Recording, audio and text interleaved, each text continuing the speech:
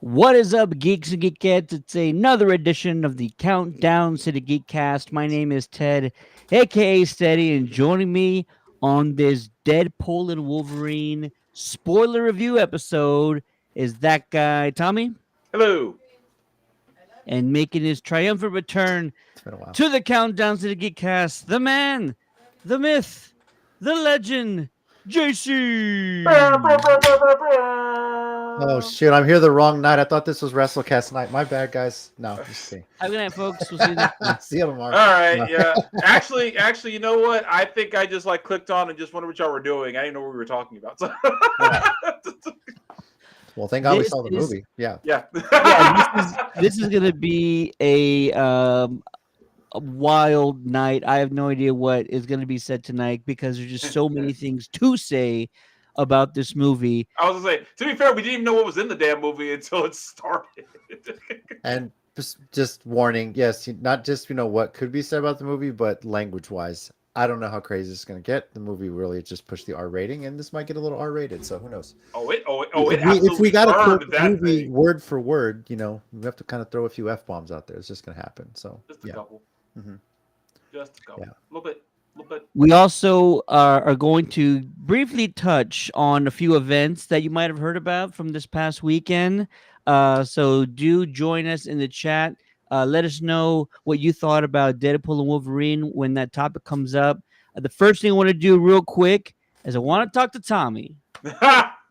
Tommy, you were over in Corpus Christi Yes, for I was. Corpus Christi Con, and you, sir, you had your hands full. So please tell Just us. a little bit. Jeez. Just tell us, give us a few highlights, 2 or 3 highlights of your weekend. You were moderating multiple panels Yeah. across multiple genres of Yeah. wrestling and pop culture. Tell us, man, what was some of the highlights from the weekend?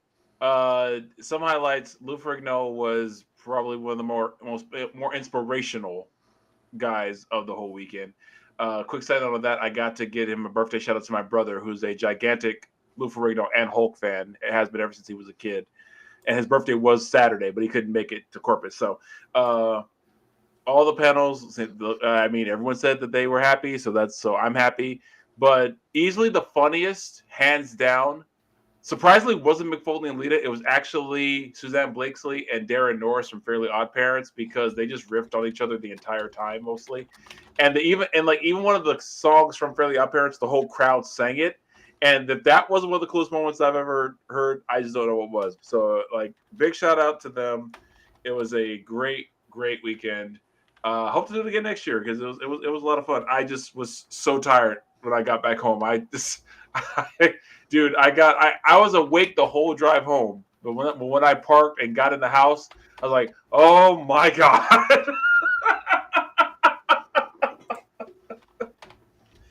But yeah, it was just tons of fun, man. I actually heard some stories because I had the cast from Firefly, had David Yost from Power Rangers, Lou Ferrigno, of course,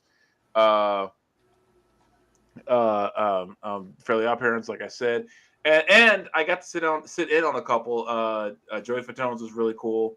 The Matthew Watterson and Ross Marquand from X-Men '97 shared their thoughts on the show, and I sat on a little bit on the Walking Dead panel, which was also really cool. So yeah, and shout out to Mike, Big Mike, who has helped me out through the whole weekend. I don't know, so I don't know if he'll show up in the chat or not, but shout out to him. He was a gigantic help all weekend. I couldn't have done it without him. Absolutely, man. And if anybody's just joining us, we're going to be talking about Deadpool and Wolverine in just a few minutes. It will be a spoiler discussion, but for now, we're just kind of recapping this past weekend's events. And Tommy was moderating multiple panels just southeast of us on the Texas coast at Corpus Christi Con. Yep. You've done panels in the past. Do you think that they're coming a little bit easier to you? Do you think that you're a little less nervous this time around, or is it still as I don't know, stress inducing as it was when you first started? Yeah, I still feel the nerves because I think I have to in order so that I can make sure I'm doing a good job at it. all the everyone I talked to, all the celebrities, they were very welcoming. All the staff. Shout outs to the staff too, the Comic Con staff. They were super helpful, super nice, and that was really great. They were just really great group of people. Yeah, still nervous, still like, what am I doing? But overall, it was pretty good. Um, Look, your first panel was MJF and Jade Cargill. that's true. Too. I think you're prepped. You can survive that. It's one. all Yeah, I downhill mean- from here. I mean, it's I like, mean- yeah, it doesn't get much tougher than that, you know. So I mean, but see, the difference is I would need everyone to insult me immediately from now on. Yeah, It's just the thing, yeah. so you can handle anything though. That's actually a great and both funny and awkward moment. Like right before the panels, if you tell your guests, like, "Can you quickly insult me before we go on stage?" I should start saying that. That should be that would be actually pretty great. But I wanna- but the fact that MJF did it without provocation was the best part. So Yeah. he just First- met me. First off, shout out to you, Tommy, because it is not often you will not attend a Ring of Honor show in the state of Texas for something. And you Dude, passed I up a chance to go to Ring of Honor on Friday night in Arlington to go to Corpus for this. So shout out Yeah. to you because that's, yeah. I'll confess this. It was not an easy choice to make, but I was like, I had to make it this time. That being said, I've watched part of the ROH show. We're talking about. I'm going to talk about it tomorrow, JC. Just so you know. Yeah. That show was a banger. hmm So I've heard. And hopefully Mike will probably be on the WrestleCast tomorrow. He's shared a little story with me about him and Summer Glau. oh my God. Yeah. There's a whole saga with that. That was amazing in a good way. Everyone, just so y'all know, it's a good thing. Let's just put it this way. Mike is known for years. He's shared an actual birthday day with Summer Glau, even to the year. If you told me though, there's a further connection with that they apparently have been known each other for a long time. Didn't really realize it. So yeah, it's kind of cool. Yeah. And some connection between Mike's dad and Summer's dad, which is pretty cool as well. So we'll probably ask Mike about it on the WrestleCast tomorrow, unless he pops in here today. So we'll see. So yeah, for sure. Yeah. We'll appreciate you taking the time to do that, Tommy. I felt like it was a great opportunity. I felt like you would thrive in it, and so when the kind of idea came up, I didn't push you, but I said, "Hey, why don't you see what happens?" And yeah, you didn't push me, but at the same time, when you suggested, it was one of the cases where I was like, I think I need to do this. So I was like, let me go ahead and just do it because I felt like I needed to. So Yeah. I love it, man. I love it, and I love seeing you up there. And the photos I saw, you looked like you were having a blast, and I can't wait to see the videos. And if anybody else is joining us right now, we're going to talk about Deadpool Wolverine in just a second. But I feel like before we do that, there might have been something else that happened this past weekend.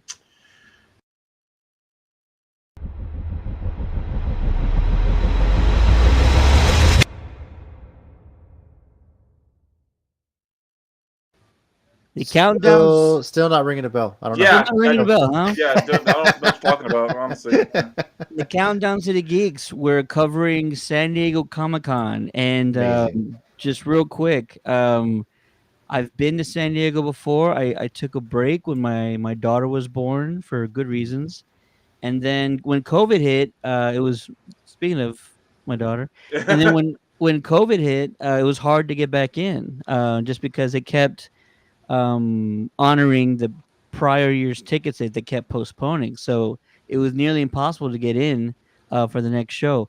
Lo and behold, we're attending its press this year. So we got to do a handful of great interviews with some creators, artists, actors, and then we hunkered down in Hall H for a couple of days. Yeah, y'all did.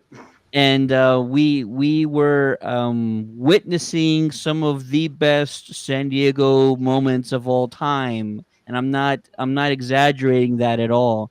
No. I'm gonna quickly say one of them real quick, and then we're gonna talk about the big one here in a second. Yeah.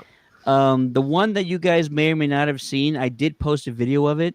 But Friday night we were watching the Alien Romulus panel, and it was going great. Like So good. we got 3 clips, full clips, spoiler filled clips. That's how bold these guys are. Jeez.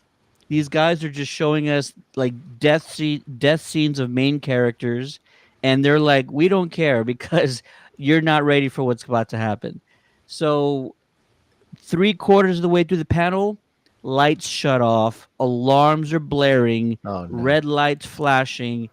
I'm like, I don't know if this is real or not, or if this is like a fire alarm, or what Yeah. do we do because I've not seen this before.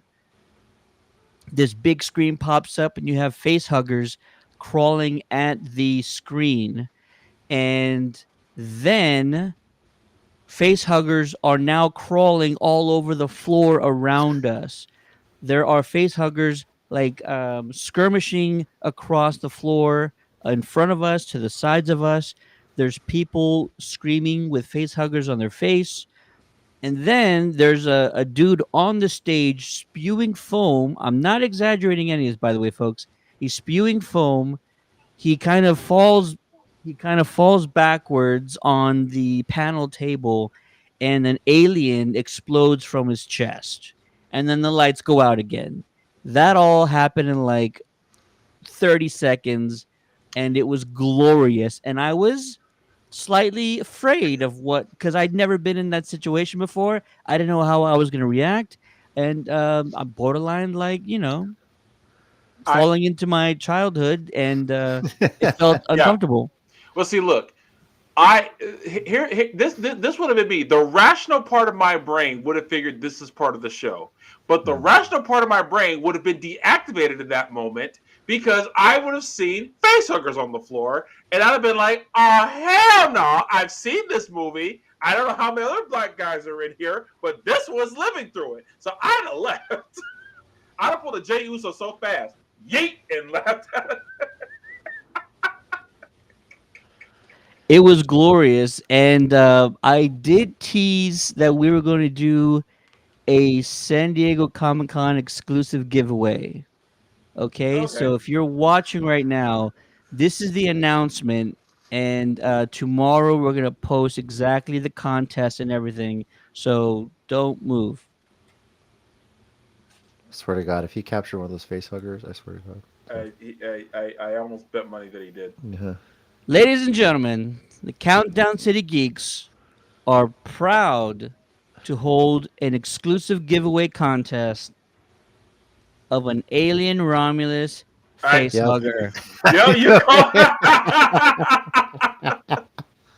This was only handed to those in the audience in Yeah. Hall H Wow. during that Friday panel. Yep. If you want to try and win an alien Romulus face hugger, you must make sure you're subscribed to the channel, turn on your notifications. We're going to announce the contest tomorrow, and may the best alien fan win. That's all I got to say. Interesting. May the odds be ever in your favor. Yeah. Absolutely. I mean, if you get a face hugger, isn't that to mean the odds weren't in your favor? Hey, James. Hey, James. What's going on, James? Absolutely. And this is quite incredible. The details on it are fantastic.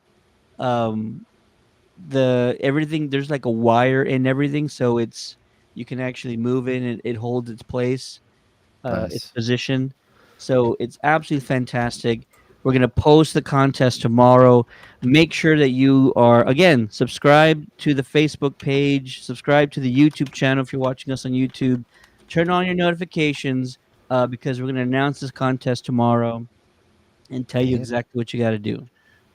I think I was in a Just store. sometime just a saw side Facebook just a freaked out. side note, those are going for about 80-90 bucks on eBay right now. Just looking at that, so I might Jeez. Yeah, I don't know why people would give one of these bad boys. Like sell one of these bad boys. But Uh, we, on the other it's hand, a, would it's love a to give it's one a away. inflation and shit. People trying to get by. That's true too. I saw a mini one for you. Cell phone? Cell phone. Wow, that's cool. Interesting. So that'd be nice. That's for a true alien fan right there. So Hmm. yeah. There you go. Mhm. Let's see here. One last item was another sort of biggish kind of moment that happened. Yeah. I don't kind of. know if everybody saw it, but don't Give me know a second either. here. I'm gonna pull it up, and we're all gonna watch this together, shall we? Sure. Let's Here we do it. go. Whenever it comes up. There we go.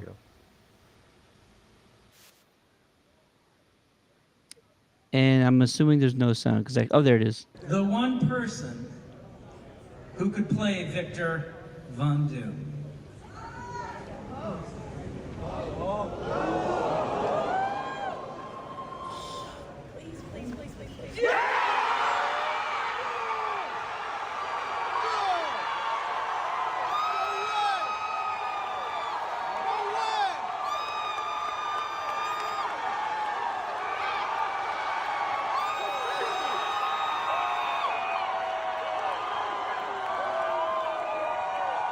New mask.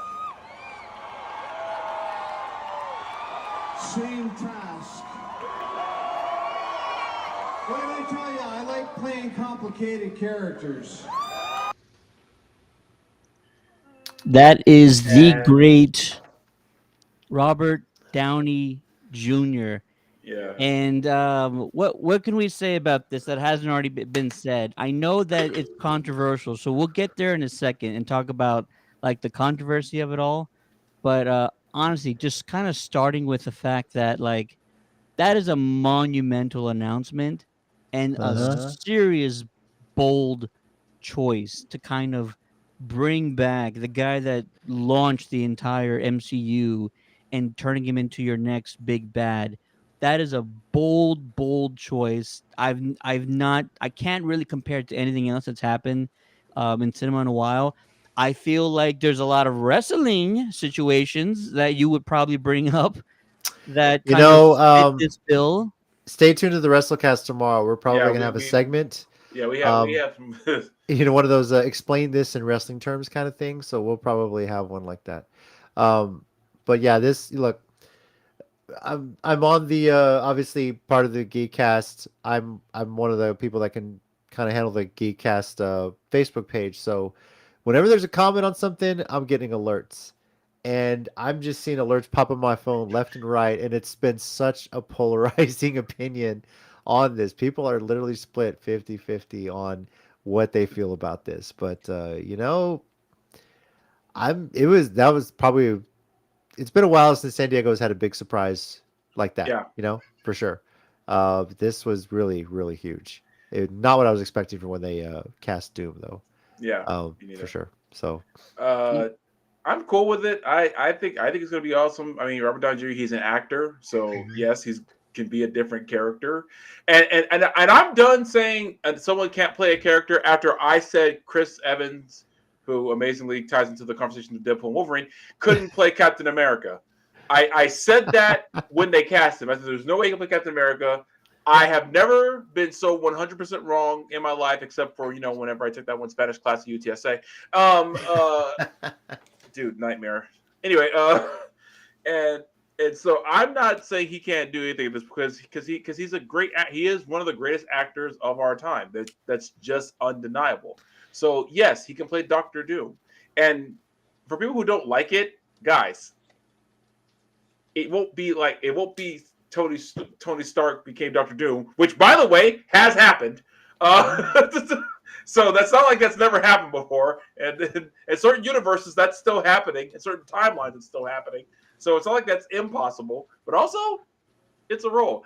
And bring up the obvious. I love that picture. Bring up the obvious question, guys. After the whole Jonathan Majors incident, yeah, something was gonna change. Get over it. Do you think they should have recast King though? I think they could have, but I think they kind of shot themselves in the foot with Ant-Man and the Quantumania movie with the character itself. I think they could have recast it, and I think it's possible they still could in some way. Yeah. But I don't know. Let's see. Doctor Doom is one of my favorite villains ever because he is so complicated. I mean, I hate him on many levels because of all the crap he does, but he's a good villain. So yeah. So I want to see this. Besides, I have this weird feeling he's not going to be like Doom for like the next 18 movies. I feel like it's like going to be a Oh, you know what? I'm gonna spoil it. I knew too much about Secret Wars. That's like one of my favorite comics. I have it. Somewhere. Yeah, it's in here. Yeah. I'm gonna Yeah, here it pose it. I'm gonna pose the question to the chat, and shout out to Darth the Red, who's in the chat, thinking exactly about Johnny Storm and Captain America. Nice, Tommy. Yeah, I even got the hardcover edition. I mean, that's another thing they updated too. Like they renamed the next Avengers film Doomsday now, right? Like they Yeah. obviously had to change that from King Dynasty. So, you know, Here's Good here's stuff. what I'm here's my thoughts on it. And first off, like I mentioned, being there was so surreal. Uh, I was rows away from the front from the stage, so it was incredible. I did not expect them to. I expected them to give us the names of the movies. Mhm. I didn't think they would change. Kang Dynasty. I I just figured, I don't know, they would just update us on the titles or something. To change the whole title and then do this whole kind of game where they pulled out all these dooms, and that's really dope. It actually reminded me of Batman Begins, where they had all of the League of Assassins kind of all together during Bruce Wayne's training. I thought that Yeah. was really dope. Yeah. um I was always skeptical that Robert would come back as a villain, and I think there's been rumors over the last few weeks that he was going to come back, and then there was even like a couple of people that said, "Oh, he's coming back as Doom," and I paid no mind to it because it just sounded so far fetched. That is I think I saw that once, and I was like, "That no way." So James says, "I like it. I want to see it." Darth says, Mhm. "I'm fine with it. The Russo brothers have done a good job so far." I like it. I That's love it. actually I my want some opinion on it as more. well. Like I am of the mind that if the person that's being the creative force behind a project is talented enough, I'm gonna give them the benefit of a doubt. You know what I mean? Mhm. Sean Levy, who just directed Deadpool and Wolverine, we're gonna talk about that in a few minutes. Super talented, great director, fantastic style, great comedic timing. Had no issues with anything he did in Deadpool Wolverine. I'm like, yeah, bring back Hugh and just go balls to the wall zany. The Russo And they did. brothers, and they absolutely did. The Russo brothers, I also give full benefit of the doubt to them because they directed my favorite all-time MCU movie, Winter Soldier, Captain America 2. No. And they did it right. They had an idea, they executed it to a T. It was incredible. And they directed Infinity War and Endgame. You gave them such insurmountable odds and challenges to try and overcome, and yet they like nailed it every time. So what's another challenge under their belt? Bringing back our greatest hero, making him a villain. I feel like if anybody can pull it off, it's these two guys. It's Anthony and Joe Russo. Also, shout out to Anthony. We hung out with Anthony for a few minutes over in San Diego, and That's cool. I think I saw that. Yeah. yeah, just talked about just the panel itself. Didn't want to ask him anything because it's way too early. But they're on a short time frame. They Yeah. need to have this movie out in 2 years, and That's that's short not time. a lot of time for a movie this No. big. I also want to bring up a point that everyone has forgotten. What a difference 20 years makes. They're like, hello from Taiwan. Thanks for joining us. Hello. Uh,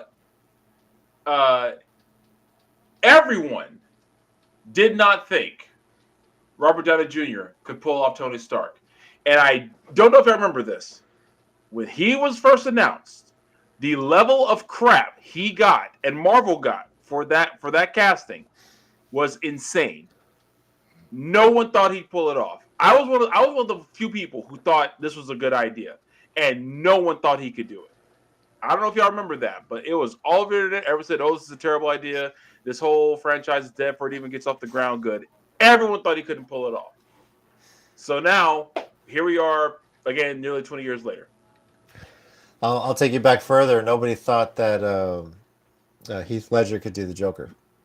That's a very good point. That was, I mean, That even was worse than Robert Downey Jr. I Even worse than forgot Robert, about that. even You're worse than so Robert right. Downey Jr. Nobody gave Heath Ledger a chance. Nobody. You're right. And No, you're right. yeah. You're absolutely right. I forgot all about that. it just sucks that he passed away because, God, what could we have seen beyond what he did? Could you What could imagine we if he have had been in Dark Knight Rises in some way? Like Dark Knight Rises, hell, the Crisis on Infinite Earths crossover thing that they did on TV a few years ago. Oh, Would you imagine dude, he he'd just have showed been up in he'd that? have killed Yes. it in that. Oh, I didn't even think about that. I'm Yeah, I mean, sad. why not? Yeah, he's So, gone. Yeah. That'd have been awesome. And other than what could have been, and it's kind of funny. Robert Downey just sitting right there, like, what are your thoughts? Like, I felt like I could just turn and ask Yeah, him Robert, that what do right you think? now. Yeah. So yeah. I don't think we make enough money to talk to him, guys. No. Ted, I gotta ask you this though, because you started this podcast years ago. This was you and buddies. Now you press at San Diego Yeah. for the first time. And how much of a dream come true was this for you? That was dream number one. Like, Yeah. started the show in 2015, and the first big dream was to go to San Diego as the media or as the podcast or whatever it was going to be. Just go back and be there in this format. Yeah. And so it was. I'm a weird person. I wish I had the capability to like enjoy things to the fullest, but it felt like such a big. Not only was it a big honor to be accepted as press, but also it's a huge responsibility, and I take it very seriously. So Yeah. while half of me is enjoying everything I'm doing, the other half is like, we got to do this. We got schedules. We got appointments. I don't Yeah. want to, miss this or miss that. So it was a ton of work over 5 days, Wednesday through Sunday. We didn't get a lot of sleep. We didn't eat very well. I drank whenever I could Same. because I needed it. And we had a blast. So if anybody was watching our coverage of San Diego Comic-Con, let us know your thoughts. I really want to hear about it because some people were kind enough and said some cool things like, hey, great videos, great coverage. Thanks for posting this clip or that clip. So I'm like, yes, that's kind of what I'm looking for. So if you're enjoying it, let us know. And man, I can't wait to go back. I'm already like ready for next year. Have you gone back and read the comments? Because there's been a lot of them that just keep popping up on my phone. I swear to God. Yeah. So, You know what's crazy? And since you get the notifications, Yeah. the night that Robert announced the casting choice, my phone didn't stop Yeah. for like 36 hours. It was believe just it. notification after notification after notification. The video that I recorded from my seat has been viewed over 6 million times, It's which amazing. is Well, bonkers. I can tell it's still your video on other sites because I know that when I saw it originally, that was your angle. Mhm. Did you? And I would see it like. Gotta start posted on adding other a stuff. Countdown City Geeks watermark and something like Yeah, that. I don't for know, real. man. I thought I did. Yeah. No, you. Yeah. Okay, you did, and then I wouldn't see it till later. Uh, But I saw it afterwards. I did forget one that happened at Corpus Christi because you were talking about everything. Someone wanted to take a picture with me. Like these two people wanted to take a picture with me because they like I was walking around in between one of my panels. They stopped me. They said, you're the guy hosting panels, right?" I was like, yeah, that's me." So, "Oh man, you're great. Can we take a picture with you?" yeah. Sure, if you want, I guess. A picture with that guy. That guy. Yeah, with that guy. Yeah. That guy. Yeah. So. Yeah. That was weird. Yeah. That was so crazy. It is totally weird, but that I feel like that is the highest compliment, right? Yeah, it's it not is. It even really it's was. not even like, hey, your panels are great. It's like, can I get a photo with you? Yeah. It's such a high praise without them saying anything like Yeah. directly to you. That Yeah. happened. Yeah, that happened at Superhero Comic-Con. A father and son, like two people back to back. They were like, "Can we take a photo with you?" I was like, "Why?" But I took it. And I was like, "That's great." Even then, like going to a wrestling show, people are like, "Hey, you host the WrestleCast?" I was like, "Oh yeah." Oh, no. Yeah. So. When that happened to me and Mike, we were like shocked, and like the guys stopped us, like, "Hey man, we watch it all the time." We're like, "What the hell?" Yeah. Darth Red says, "Yeah, I saw a video somewhere and thought, is this Ted's footage? It definitely was. Age of the internet. Somebody steals That something. You know. it does suck that if Yeah. somebody's hawking it, but It's all good. Yeah. let me know and Hey, I will I claim hope it. I hope you took a moment though to take it all in, like where Yeah, you for were, sure. getting to attend basically for free. So getting to obviously it was work, I'm sure half the time, but I'm hoping you had moments to just kind of take it all, like, man, I'm here, and just getting this access is pretty amazing stuff. For sure. Yeah, Yeah. definitely. Mhm. No, I think I did, and I'm gonna tell you guys what the best moment was. Surprisingly, better than seeing RDJ on stage. That wasn't the best moment. So I'm gonna tell you guys what the best moment was here in a second. But final thoughts on Doom. I know we're going a little bit long on this, but I want to ask everybody watching as well. So I'm gonna pose a question to the chat. Is he gonna be a variant, or is he just going to be cast as Victor Von Doom? No variant. He'll be. I mean, We won't even see his face. I think there's going to be. He'll be Von Doom, but not from the 616 Earth. I think. That's what I'm thinking. Yeah, I'm thinking they're bringing them in somehow. From another Earth, and God, I can't wait for the Deadpool jokes if he shows up in Avengers 2 first. Man, Yeah, please. I just feel like they're gonna go that route where he's somehow brought in. I mean, they're not done with the multiverse saga, despite Deadpool saying they're taking L after L after L on this. But this, He's such a jackass. yeah, I don't know. I think it'll be him from another Earth. I don't know. I guess you could say a variant, because I don't know if there's a Doom in Earth 616. So I don't think there is, and that's why that's why I'm not saying so much a variant, but I think he'll be like what's considered the original, but then we'll get a different one going forward if we still have a Doom after Secret Wars. That's what I'm thinking. So it's like, okay. I know we're running long, but I'll put it this way: in Crisis of Infinite Earths in the original comic, one of the original Superman and Lois, a Superboy, and Lex Luthor, they hid in like a pocket dimension, and that's why they were avoid getting erased. And then they came back in Infinite Crisis. I almost see something like that happening with Fantastic Four and Doctor Doom. It's like, pocket dimension, blah blah blah, and then they show up in Earth 616, and like, what the hell's going on? And they're like, hey, where are your X-Men or your mutants? What are those? And then all that kind of stuff happens. So we'll see. But that's just my thought. yeah, all we know is that in this Earth, from the Eternals, they're going to find adamantium. Yeah, Maybe they'll bring mutants in as well. But I think the Fantastic Four and the Doom side of it is going to be a different Earth. I mean, we'll see, because they did provide a little bit of input on what the Fantastic Four movie is going to be, and it's kind of a throwback, the old something like that. So yeah, pretty interesting. Darth the Red says, I think he's just going to be from a different verse, but not a variant of Stark. The multiverse is weird. Yeah, that's also kind of a possibility, right?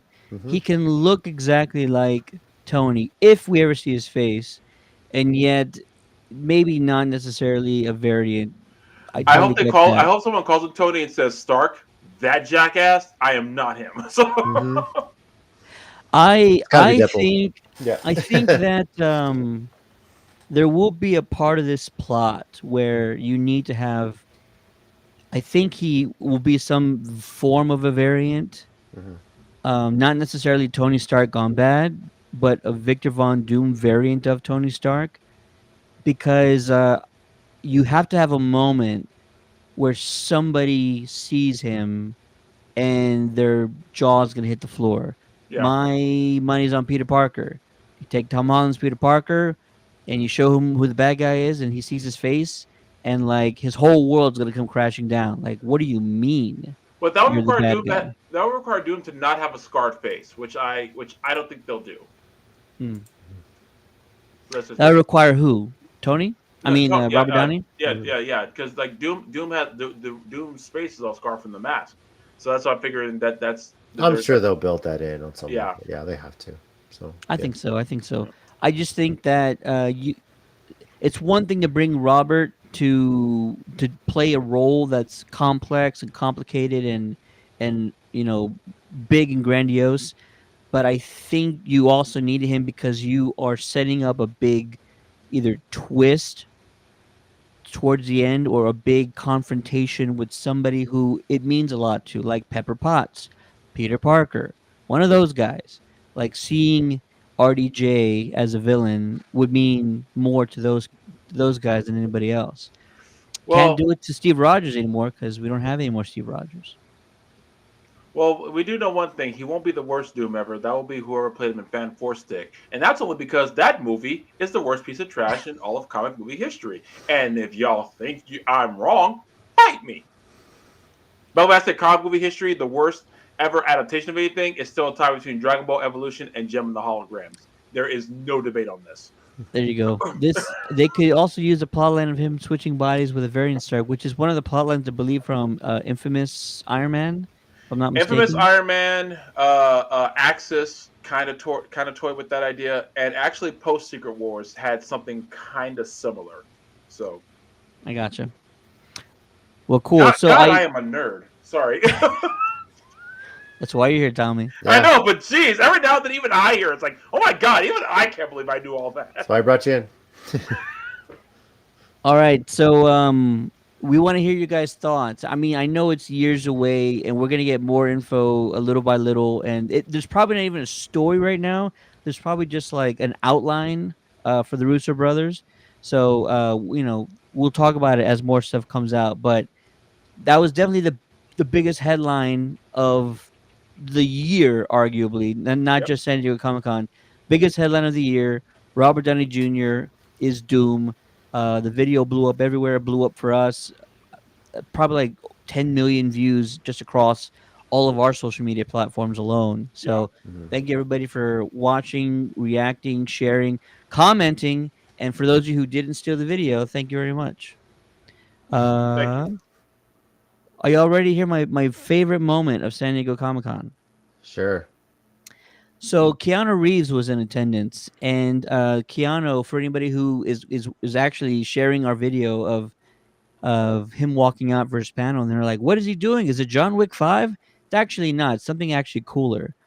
Keanu has written his own graphic novel called Berserker, Mm, and it's all about this sort of immortal being that goes like throughout sort of big moments in history and takes down like the worst of the worst people. His panel, they announced two big headlines. First of which is they're getting a Berserker anime that they're working on, which is gonna ooh, sounds incredible. Mhm. And the second one is they're working on the movie. It's official. They're working on the Berserker movie, and think of it like as graphic and brutal as like Deadpool, but just without all the jokes. okay. So I'm my in. favorite moment of the weekend was I picked up a copy of Keanu's book, Nice. Nice. and you're like, "Well, that's cool, but why?" I'm like, number one, this is a limited edition, and number two, it actually came with an autograph from Keanu Reeves. And Wow. if you were to tell, you know, 18-year-old me, like, "Hey, one day you're gonna have a book signed by Keanu Reeves," I would have bawled, and I actually got really emotional when I picked this up. Break So into Ted's house. No, uh, ignore Help that. Tommy Just break into Ted's house. Okay. pick up. all right. Oh wait. Pick up sleeping gas. What else? What else? Crowbar and ski Do mask. me do Okay. me real do me a real quick favor. I gotta handle something real fast, but talk about maybe another headline from San Diego. I'll be back in like 30 seconds. Okay. Uh, JC, I think your mic just went out. Okay. Well, while he's doing that, I don't really know what else happened at Comic Con because I was so busy with my stuff. So that was fun. Um. So yeah. What about you guys out there watching?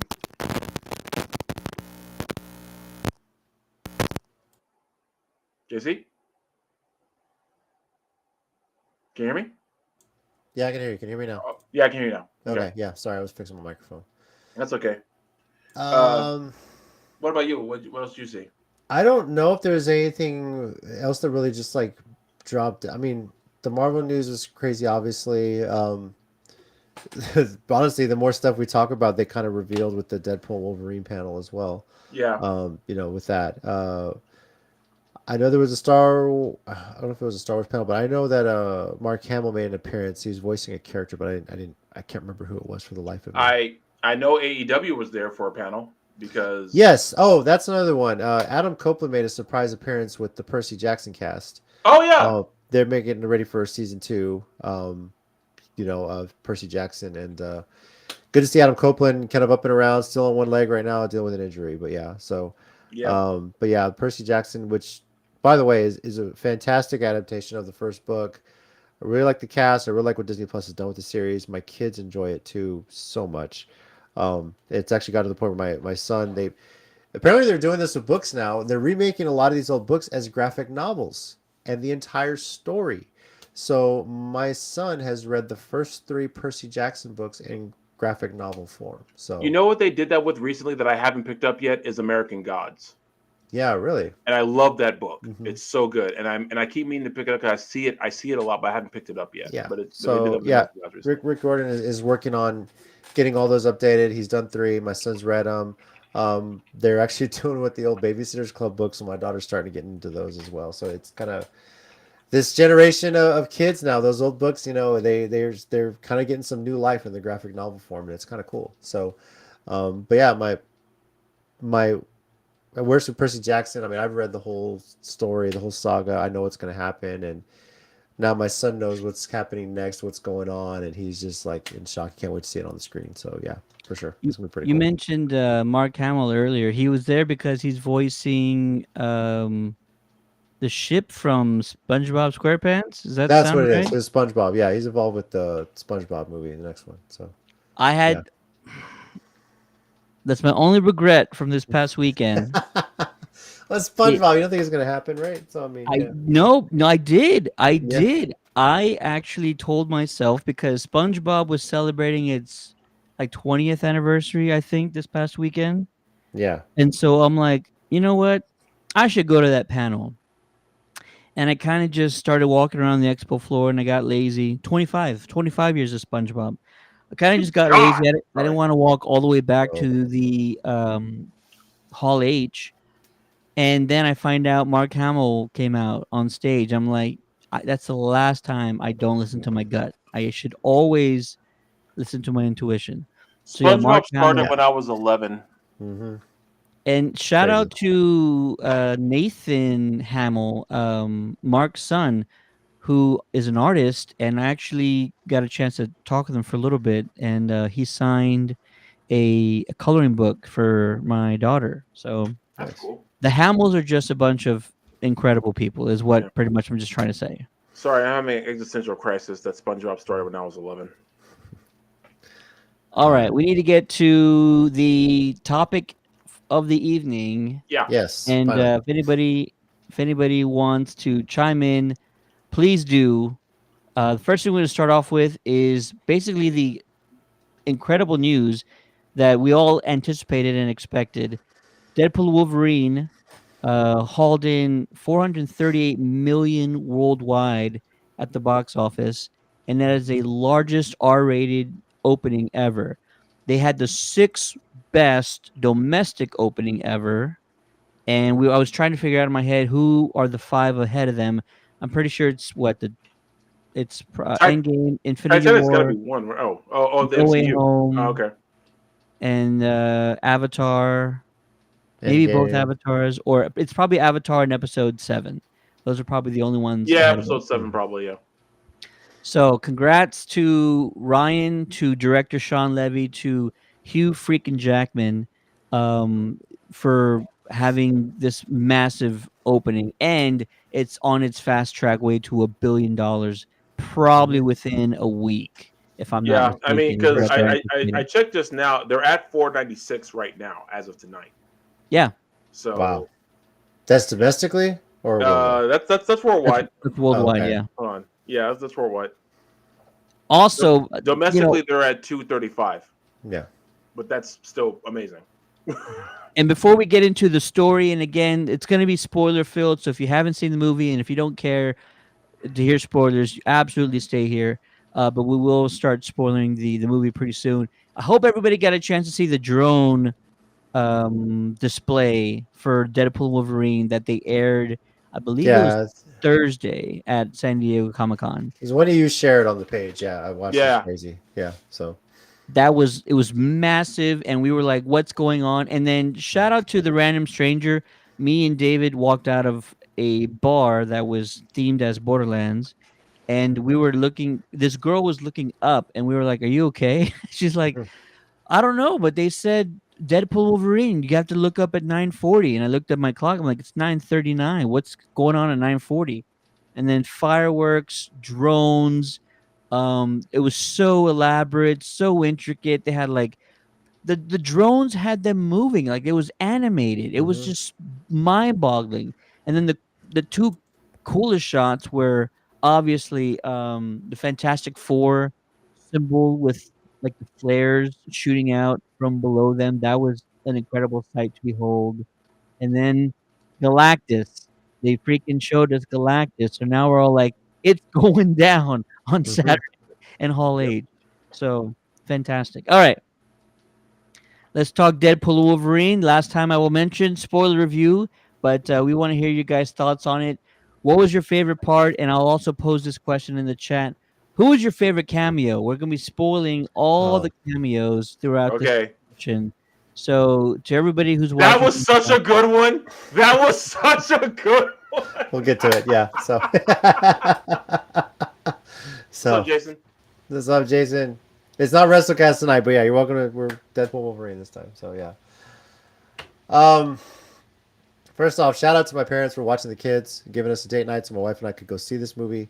yeah, We found out they were going to watch it that night. I was merely trying to get tickets, and at Flicks, the only showing I could get that had seats together that was not in the first two rows, so my neck wouldn't hurt, was like at 4:45 in the afternoon on Saturday. So it was insane how sold out the house was. But man, by I the wasn't time we surprised. got there, all the popcorn buckets were sold out. Everything was completely sold out. It was commemorative for sure. So yeah. I don't think um, there was any shot of people getting popcorn buckets. no, They definitely did not make like enough at all. James no, in the chat saying Cavalry. yes. Um, Absolutely. yeah, I do want to note Flicks is going to be showing Back to the Future on the big screen next month. So Oh, cool. yeah. Very nice. yeah, pretty cool. So, Can we start off with sort of just like overall our like post reactions to the whole thing? I'll just say that it was like nonstop laughter for me. Like the Yeah. very first time I saw it, nonstop laughter from start to finish. My only expectation or my only wish, my only educated wish for this movie was that nobody got that reference. My only educated wish of Yeah, this yeah, movie sorry, got I it, I got yes. it. was that they would just make it as absurd as possible. I said in my preview review of this or whatever, before we watched it, I said make it as absurd as possible, like Rick and Morty, just Rick and Morty, the whole thing. I want it as zany and wacky as you can imagine. And lo and behold, like the opening credits, bye bye bye, NSYNC's dance choreography fighting with the decayed corpse of Wolverine is adamantium skeleton. I was like, I was not ready for this So opening No. sequence. yeah, I was No. waiting. I was waiting to bring that up. Joey Fatone mentioned, like, alluded to that be happening during his panel, and so I was like, now I gotta watch to know what the hell he's talking about. Yeah. And so, and then when we saw, apparently Blake Lively fought for that, and that's one reason that happened. So Yeah, right, I've that's seen what he multiple said. interviews. Yeah. Christopher Patrick talked about how, they're on a group chat with the five of them. They get noticed. Here's who wants to use it. And Deadpool popped up, and Chris was like, "I will outvote all you a-holes to make sure this gets done." And so he, just to be a big part of the movie. Look, and NSYNC is probably my favorite boy band of all time, my wife's favorite boy band of all time. So for the opening of the movie to be that, and I'm just looking at it like he is really fighting the TVA with Logan's adamantium corpse, and in the middle, Dancepool is dancing the choreography to "Bye Bye Bye." Okay, that Only was that, Deadpool that could was do what that. made it perfect. I was Only like, it's Dead- already good. Yeah. Yeah, and to find out later that the director of Logan was is that you guys have my blessing. Do whatever the fuck you want. As long as you don't screw up Logan. They didn't just screw up. I mean, they didn't screw up the Logan storyline, but they had some fun with it. Like, if there was any way Deadpool was gonna pay his respects to Logan's gravesite, I guess it had to be that. You know. But the fact that he started off with saying, "I know how healing factors work, and there's no way he's dead." Yeah. And then the first thing you hear, and well, you said we have to cuss on here, motherfucker. Oh my god! Even the subtle things like he pulls him out, he pulls the wood out of his skull and throws it away before he starts the fight too. Yep. The little things on that. So. And then he's taking all the pieces off one at a time, Yeah. his ribs, and he's throwing them at the TVA. And thank God for TikTok, because I could watch it an infinite number of times. Oh right my now. god, the Okay, whole yes. movie is freaking like Yeah. online right now. If you just piece it all together, it's crazy. My Yeah. one complaint is they kept using Iris by the Goo Goo Dolls. That's like my favorite song ever. Yeah. And I was like, oh, mother, this son of a bitch. They're ruining my favorite song, you asshole. Tina was done when it was he beats that guy 3 times. Ain't no lie, but like she was like, this Yeah. is great. Yeah. I Now, mean, okay, here's what's yeah. worse about that. Because I got to tell Joey Fatone this. Me and my cousin used to argue about who was better, Backstreet Boys or NSYNC. My cousin NSYNC. was NSYNC. I was Backstreet Boys. it's, And it's whatever, dude. there's only one answer. But the fact is, we will watch the music video so much, we learned the dances to both. And I forgot. I knew this is like, and this is my requisite Drake Kendrick mention for the night. This is like when Not Like Us dropped, and I remembered. Oh wait, I do know how to sea walk. Someone taught me that. When Bye Bye Bye played, I was like, wait, I know this dance. I remember learning this dance specifically, and I was in the theater thinking, oh my god, it's probably been 20 years since I referenced this. I remember this dance. The funny part is he even added the dance pull added his own flair to it. The whole this in front. People have spliced that together with the No Strings Attached concert that was on HBO years ago, and they was like comparing the choreography, even getting that little part that Justin apparently did that too. I didn't even realize that. So it's pretty hilarious. Yeah. I didn't know that. That's hilarious. Oh, it's fantastic. Let me tell you. That's awesome. Mhm. Oh my god. That being said, the soundtrack was killer in this. That's an underrated hero of this movie. The soundtrack. Hands down, the greatest opening credits in all of Yeah, comic no, book history. that Yes. was one of the fantastic movies. Yeah. James says 98 degrees. Anyone? Anyone? Give me just one night. Una I will end this boy band discussion. Greatest boy band of all time, excluding the Jackson 5 because they were the first, by the That's way. true. If you're not counting Motown, greatest boy band of all time is actually New Kids. New Kids on the Block. Yeah. And the reason why I say that is because I saw those 50-year-old guys 2 weeks ago in Austin, and not only did they not lip sync to anything, but they had dance choreography from start to finish for 2.5 straight hours. And I'm like, wow, they must be exhausted. I want to show this real quick because Oh this my photo.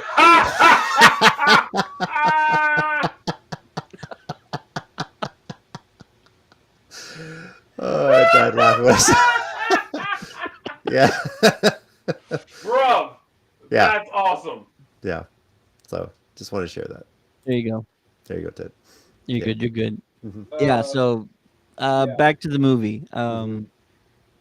This was a greatest opening sequence ever for sure.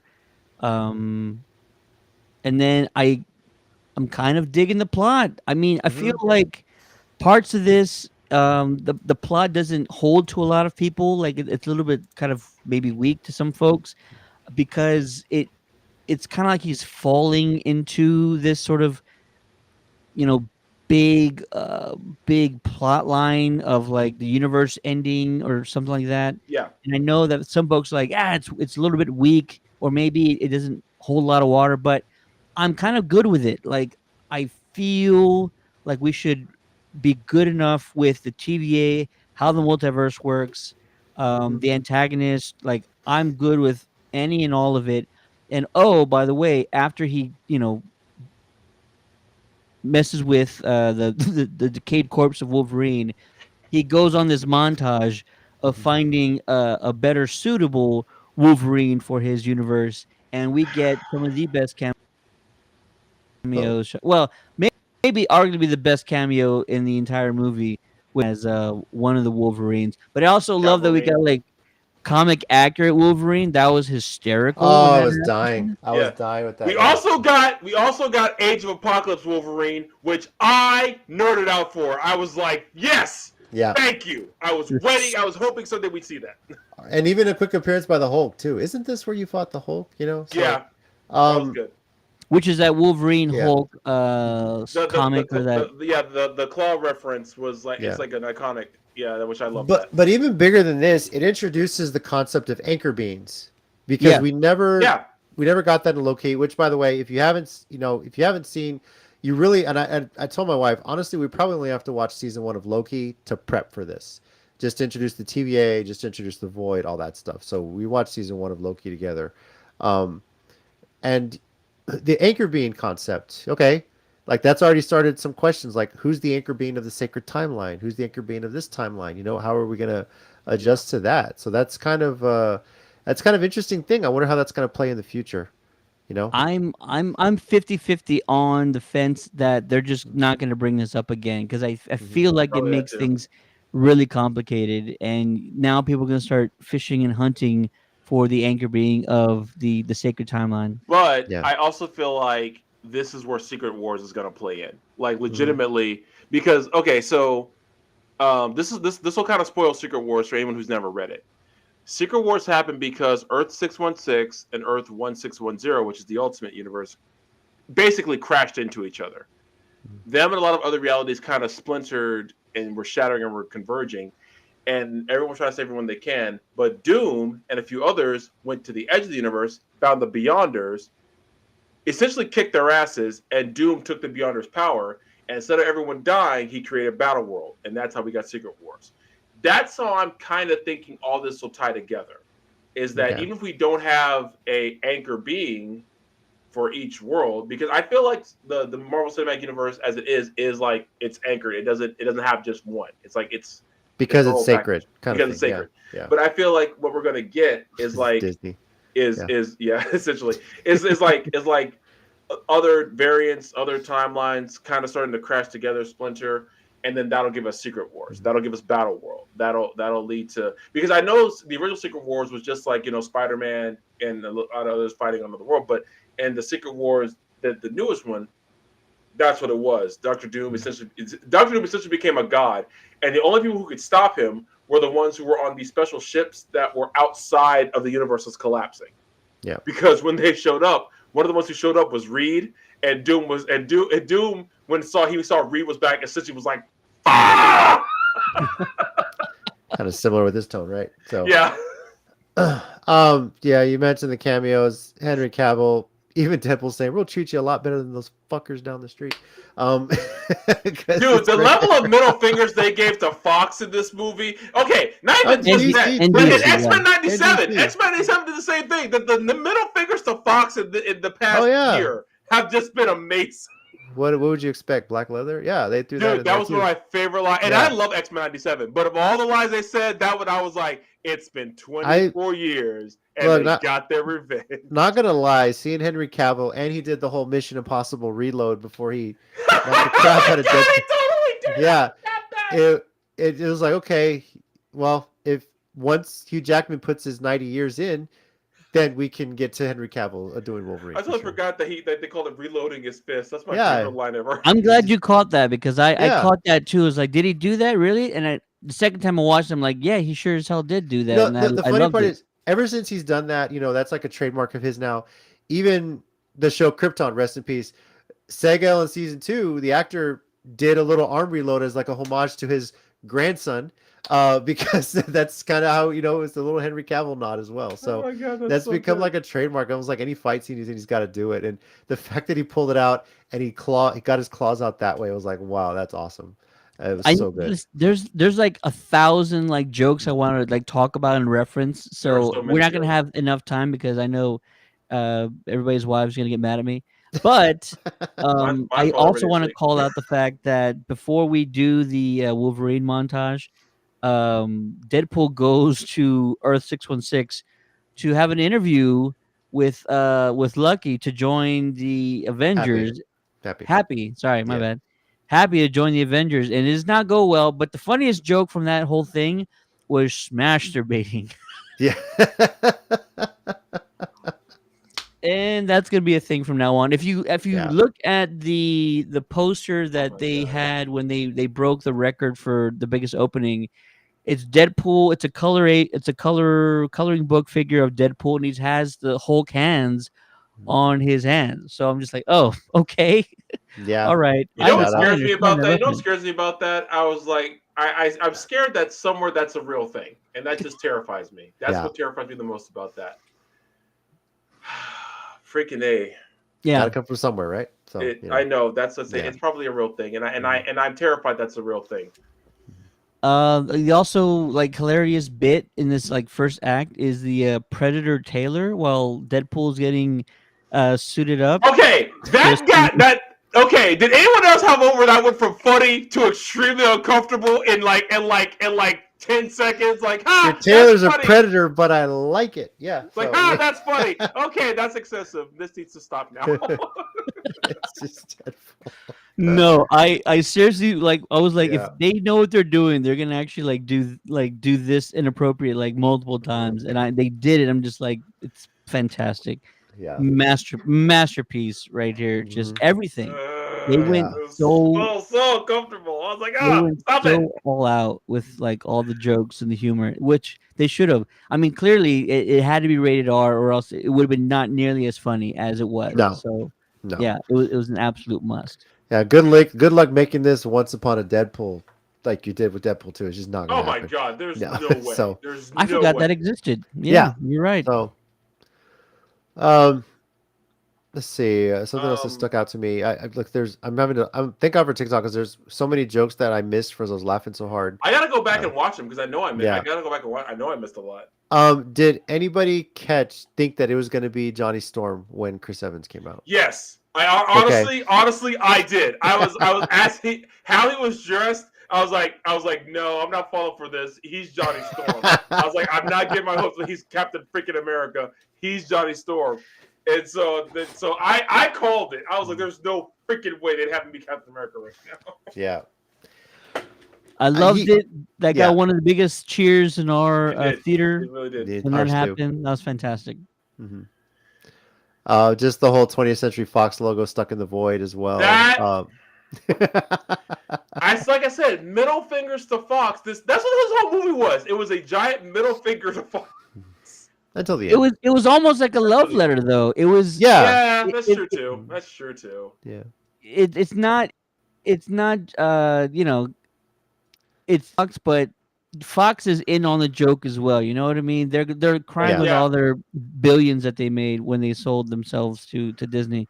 Yeah, true. But bringing back all these characters, both beloved and some that never were, was just like the icing on the cake. I mean, you talk about Elektra, who, the movie did not do great, but everybody loves Jennifer Garner. She's America's sweetheart. Yeah. Wesley Snipes coming back as Blade Yes. was He walked on absolutely screen. I felt so powerful. incredible, and that got one of the biggest pops of the night. Only got to be and- one blade. Yeah. Yeah. And then Deadpool. Yeah.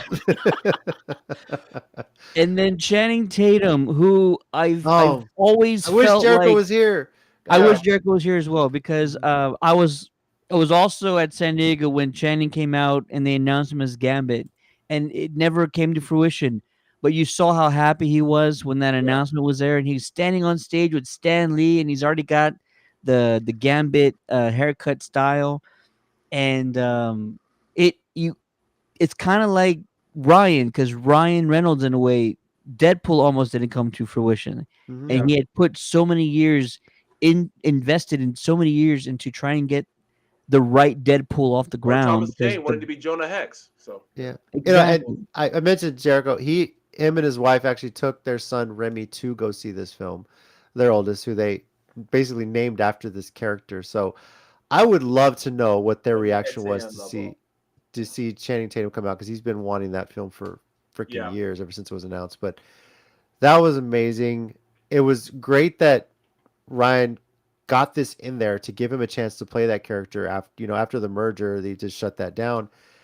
And two, it's not like they killed him off either, like quickly. Like he got a legit Gambit fight scene, and it was so well done. Like it's what you wanted to see, you know. I saw the card come out, and I was like, no way they can bring Taylor Kitsch back for this. There's just no way. And it was Channing Tatum. I was like, oh my god, that's even better. I said the same thing. I thought it was gonna be Taylor Kitsch walking around the corner, and when it was freaking Channing Tatum, I was like, I think I said out loud in the theater, no freaking way. He finally got it. Even his jokes, like, I don't know what happened to my world or with this or that. Little jokes like that too. He had something. Yeah, like the little jokes of never were, something like that. No, because we never got an ending to our story, and he goes, some of us never got a story. Or whatever. Yeah, never got a story. Deadpool jackass, like, sounds like someone wanted to always have this happen, but it just never did for whatever reason. I was like, you son of a bitch. But for those that said he couldn't do a Cajun accent, he did it. He did. He did it so great. And, you know, like, I died laughing when he said, who's your vocal coach? I didn't hear the part where he said the Minions. I actually heard that later on TikTok. This is just so hilarious, you know. I did catch that. I loved it. I loved it. James is in the chat saying, I still have yet to attend a theater that cheers during these movies. I think I was the only one that cheered and caught a bunch of references. Oh my gosh, man. I know. Where do you live? Yeah, you gotta go to the movies with us, and this week we'll all cheer together because I don't care. Absolutely. Now our theater was so hyped that we were cursing "Let's effing go" before the movie started. Like we were all hyping each other up, high-fiving strangers. Like it was a Super Bowl of comic book movies for the year, and we treated it as such. And so it was nonstop yelling and screaming and cheering. And Channing Tatum, Wesley Snipes as Blade, Chris Evans as Human Torch, all massive pops. Jennifer Garner, Jennifer, Henry Cavill. Daredevil didn't make it. I'm sorry. It's okay. That was such a great fourth wall there. Yeah. That was. I was like, ooh, cold, but that's her. Daphne Keane as X-23. She's one of the best actresses, because she captures that character so well. It's amazing how good an actress she is for her age. Maybe she's got it from her dad. She's even better than her dad ever was. To be honest with you.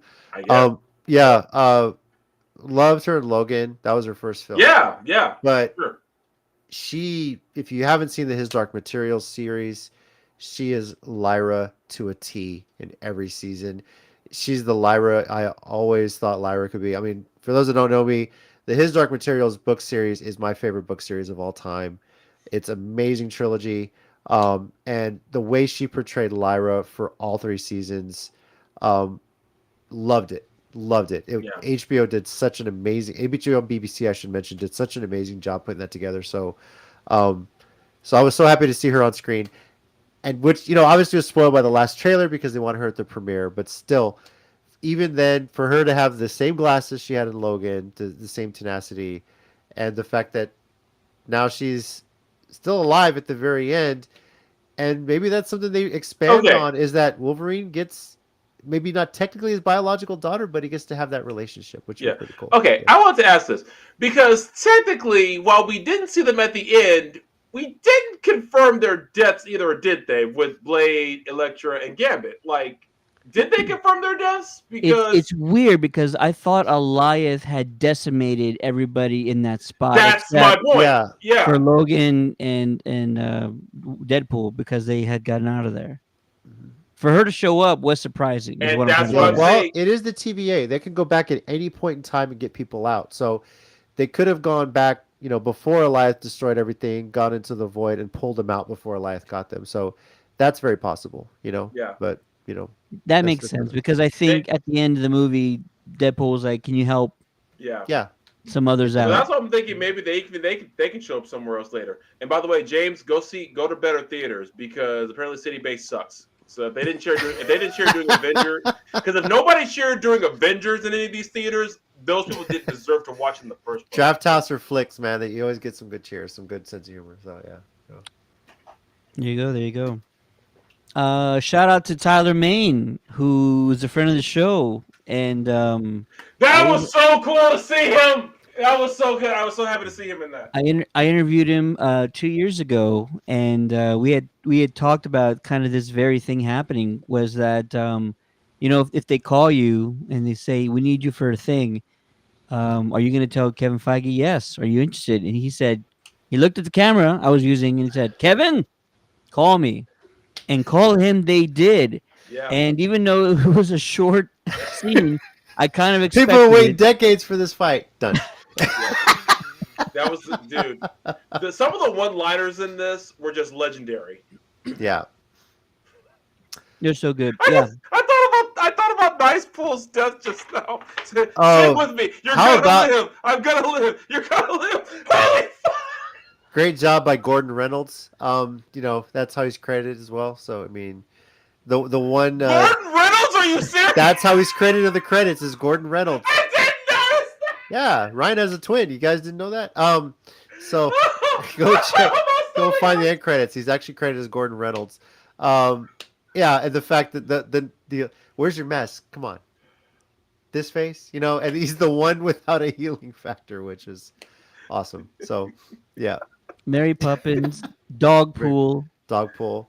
which that tongue that hangs out is his real Yeah. tongue, by the way. He's Yeah, I believed it. ugliest think- dog in the UK. Yeah, yeah, there you go. Yeah, he has the award for ugliest dog in the UK, and he was brilliant in He was this brilliant. in this movie. Yeah, yeah. The death of Nice Pool was hilarious. So unnecessary. Surprise! Let me ask this because I mean we talked cameos. Your favorite Deadpool variant or most surprising one that you saw? I was surprised they brought the samurai one. Like I knew Okay. I knew there was a samurai one. I just didn't think they were gonna do it for something this silly. But I mean, it fit. But I was like, oh snap, they're actually doing that. Cowboy Pool, played by Matthew McConaughey. I'm like, yeah, I know that voice from anywhere. yeah. That's All hilarious. right. The fact that they got Paul Mullen, who is a Wrexham AFC player, to play Welsh Pool. How about Amazing. that? Yeah, Amazing. yeah. Hilarious. And then Tom Holland's brother played one of the Deadpool. Yeah, variants, apparently. I saw that before I saw the movie. I was like, oh my god. Yeah. One of So- Ryan's kids played the kid Both of 'em. pool. Both Both of of them. his- There you go. So the one of Blake and his kids played kid pool, and the infant, their 1-year-old played baby pool. So both of their That's kids were funny. in there. Yeah, and they're both. And of got course, credits. Blake voiced Lady Pool. Yeah, yeah, she did that. Ryan Reynolds' stunt double was Canada Pool. That's awesome. It's hilarious. It's just so many variants. I was like, I wish they would have pulled masks off so you could have seen it. That would have been hilarious. But I will say this: the fact that they actually gave Wolverine his full-on mask surprised me. yeah. Why? Because I knew we were getting the suit, but I didn't think they'd actually put the mask on. I really didn't. I did That not was a think they'd great put the mask- surprise, though. Like It I was. wasn't expecting it either. I was wasn't like, oh, either. hell yeah. I thought they would. I thought okay. I figured. Here was my thought process. I was like, okay, we got the yellow suit. That's as close as we're gonna get. Done.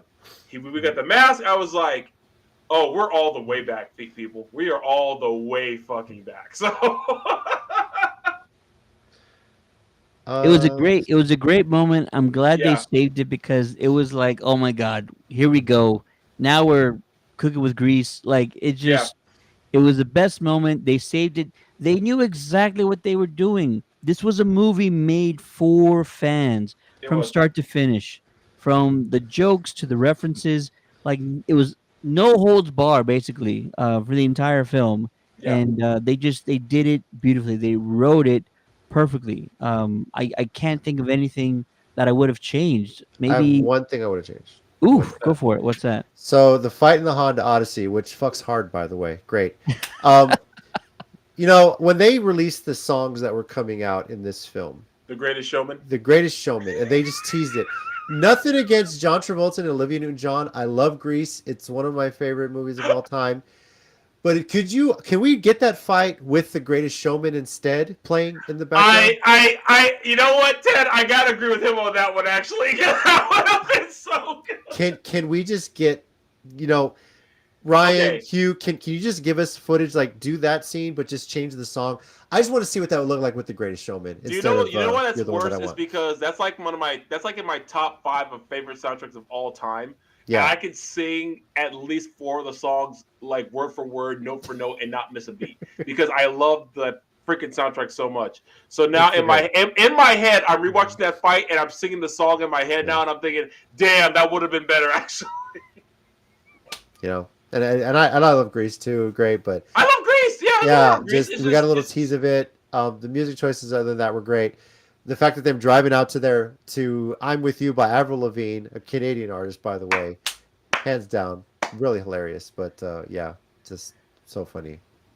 But I think instead of Madonna's song during the variant fight, maybe something like "I Need a Hero." That'd have been fun. That'd have been I great could as agree well. with that. But Madonna doesn't allow her songs to be used in anything That's also ever. true. That's also So true. he literally, and he said this in an interview. I don't know if you've heard this yet. Ryan Reynolds and I think Sam Levy took the footage. They met with Madonna at her house. They showed her, here's the raw footage with the song in there, how it would look. And she actually suggested a couple of tweaks to the scene that made it so much better and gave them permission to use the song in the film, but not the soundtrack. So they had Madonna's blessing to use the song, which never happens. She's so particular about who she lets use her music in movies. The fact that she not only loved it, but suggested some little tweaks here and there. And, it made it that much better, which is amazing. Ryan has said that's his favorite scene in the whole movie, just because that came together. So Me being kind of a musician, yeah. I heard the difference in the song. So they actually re-recorded like the second half of the song, Yeah, and they did. they actually, I think they changed the pitch like a half step up. It sounded Yeah, like. they did. Just to It stick was, with So I'm it, just yeah. like, ooh, this is different. yeah, And it felt like it was like a And they different reused it concept. on the very end too with the two of them in the short circuit. They kind of like a gospel choir version of it too, So Yeah. yeah. Well, they've So- always had like a gospel part of the song. Towards the Oh end. yeah, Yeah. that's true. Yeah. They've always had it, but it's like they The actually whole song, they right, took yeah. the same words and they just kind of changed the music slightly. Mhm. And it was actually really ear catching. I don't know if anybody uses that term, but I Yeah. was just like, oh wow, this is actually a different version of the song that's never heard before. And then a little bit behind the featurette scenes showed them with like a full choir. Speaking of which, San Diego Comic-Con, the Marvel panel started with a full choir singing like a prayer to open the panel. Video coming very soon. And then while the full choir is singing on stage at Hall H, there are Deadpool variants running around all over the floor around the crowd, I dancing saw in a the video of aisle. that, and I saw you in that video, Ted. By the way, recording it. So yeah, I shared that in our little group chat. I was like, hey, can you guys spot Ted? And there he is, right there. So it's pretty cool. Boom. Yeah. Yeah. So Marvel outdid themselves once again. Full choir, and we'll talk more about Hall H in a few next coming days. But yeah, so great use of the song, was really epic. That whole fight sequence, just them fighting and tearing up the variants, and then like towards the end of it, the variants like getting scared and trying to run away, Yeah. just flat out hysterical. I loved it. The first time I watched it, I think I only focused on Wolverine. So the second time I watched it, I focused on Deadpool, and because there's just so much happening. And The very Yeah. beginning of the fight, he Dude. gets on the pole and he's just like this, shooting like that. Yeah. So yeah. He's yeah, trying to catch it all. Yeah. it's so good, These man. gold-plated pistols, like you asshole, you got him Mhm. killed on purpose. And then at the very end, they jump out of the back of the bus. Logan lands perfectly. Deadpool falls on his face.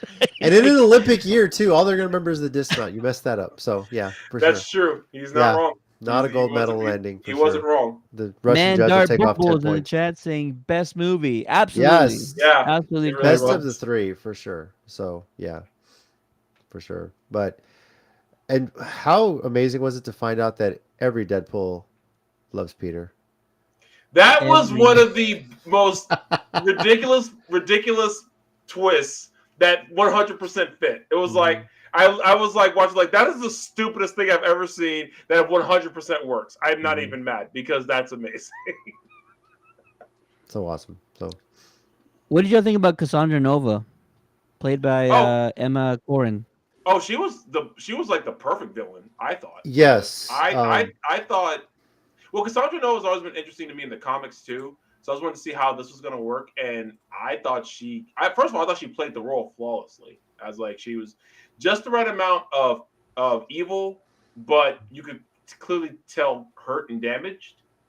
So I totally got where she was going. I'm sick of Marvel making these villains that are like you can understand where they're coming from. Like, no, supposed to hate them. What are you doing? Stop it. I had to research who the actress was. Did you know she played Princess Diana in The Crown? I did not. Yeah. Wow. I've I seen every apologize. episode of The Crown, and I did not know that. Season 4. Yeah. So it's in that, and it was just wow. Like Cassandra Nova, You boys are fantastic so job. silly. Yeah. And just creepy. Like God, the whole, I have to be more hands on. The fingers thing, that was so creepy. That was really creepy. That was nuts. Great. It's all and it's funny. Sorry. Yeah. And Very funny because funny. Deadpool was like, "Your fingers are in me, and not in a good way." Yeah. But also, Oh, the you're way getting that- finger fucked now. Yeah. She doesn't wash that hand either. So yeah. but see, the funny part about that is that's like really showing what Charles could do if he just let himself go. That's what's scary about that is like, oh shit, that man holds back all the time. So, I just looked it up. She's gonna be in the new Nosferatu, which I'm very excited for. Yes. I might watch it like this, but I want to see the new Nosferatu. So, I'm a huge Nosferatu fan. So, Yeah. I love the arc of this Wolverine because yeah. he's been declared as the worst of all the Wolverines, and for reasons that were very like depressing. He actually like took revenge for the death of the mutants, and he went so hard on the military or whoever took out all the X-Men that he basically put a target on like all the mutants back around the world.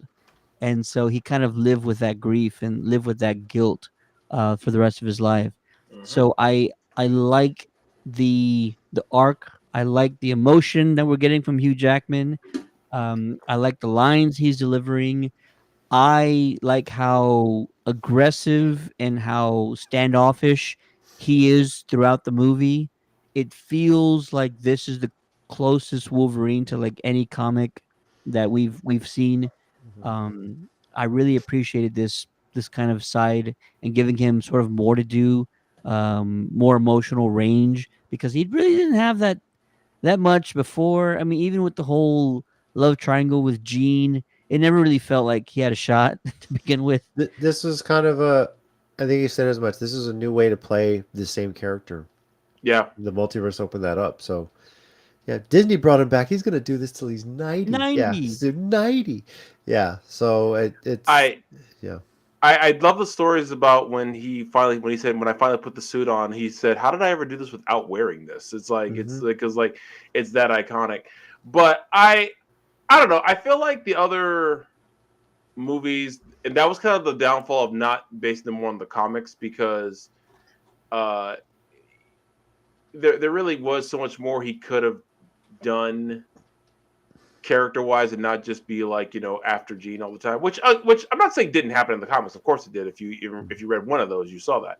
But I feel like this movie gave him a chance to be the broken Wolverine that we got in Logan, but not the same way as in the Old Man Logan storyline. What I mean by that is, in the Logan movie, it was really Professor X that caused the death of the X-Men, right?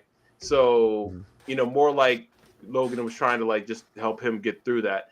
In this movie, he didn't cause it directly, but indirectly he did. And then his actions afterwards were very much reminiscent of like, of him like, again, like you said, overcompensating, going overboard. And that's something Wolverine would actually do. It's like, he would just kind of get lost in his own berserker rage, just wouldn't turn off. That's something I could see. So I feel like they did a good job of making him very like honestly, you got where he was coming from. It's like oh, he killed all those people. It was like, well, yeah, they murdered the X-Men first. So in his defense, it's like fuck those guys. So It's a chance of redemption in the fact that they're, their actions save their timeline too. It's almost like they're the new anchor beings of the timeline, if you will. Yeah. I mean, I can't. You know what's funny about this movie? If you say someone else is your favorite cameo that's different from what I say, I can't say you're wrong. I really can't. Like my favorite was Wesley Snipes. I have no problem saying that. Jason, you said your favorite was Henry Cavill. You're not wrong. You're not wrong at all because that was hilarious. So see, I feel like Henry Cavill's my favorite cameo, but Channing Tatum's my favorite surprise.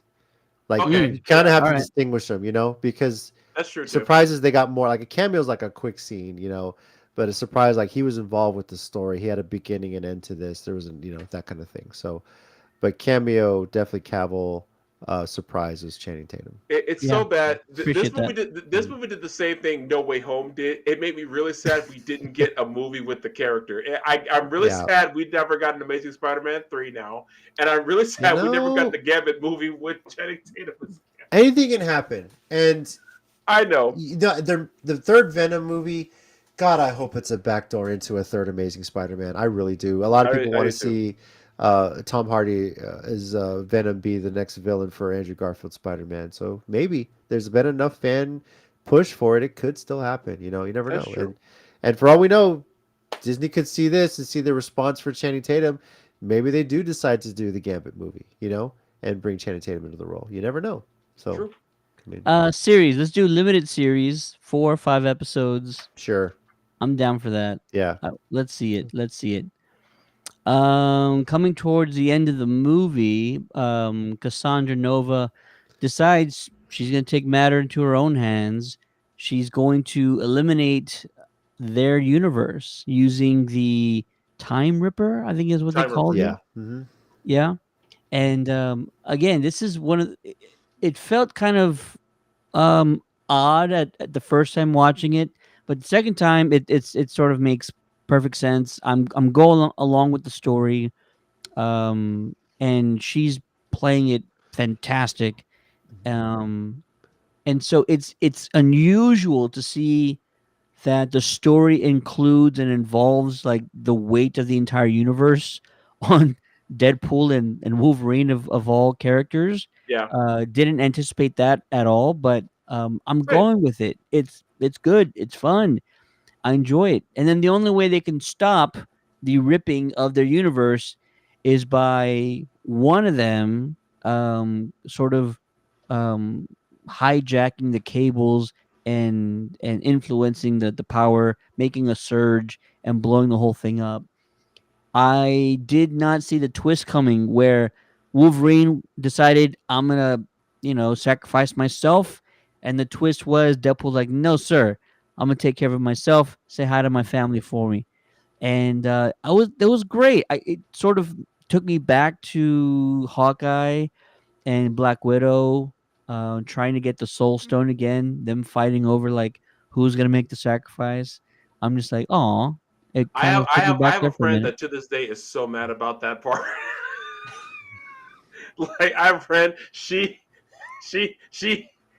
hates that one part more than anything. Oh my god.